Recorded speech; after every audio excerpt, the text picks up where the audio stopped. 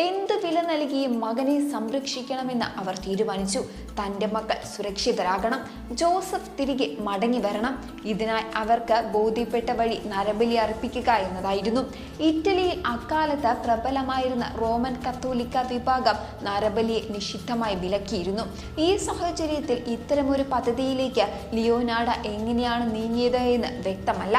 കൊറഞ്ചോയിലെ ഒരു ചെറിയ കടയിലായിരുന്നു ലിയോനാർഡോ ജോലി ചെയ്തിരുന്നത്.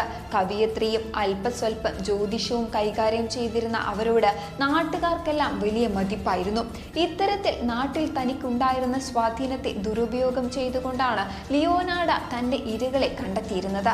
ലിയോനാർഡോയ്ക്ക് തൻ്റെ ലക്ഷ്യങ്ങളെക്കുറിച്ച് വ്യക്തമായ ധാരണ ഉണ്ടായിരുന്നു. തന്ത്രപരമായി തൻ്റെ ആവശ്യങ്ങൾക്കായി അവർ ഉപയോഗിച്ചത് അവിവാഹിതരായ സ്ത്രീകളെയായിരുന്നു. തൻ്റെ ഹീനമായ കൃത്യത്തിന് വേണ്ടി ലിയോനാർഡോ ആദ്യം തിരഞ്ഞെടുത്തത് ഫൗസ്റ്റീന സെറ്റി എന്ന സ്ത്രീയെയായിരുന്നു.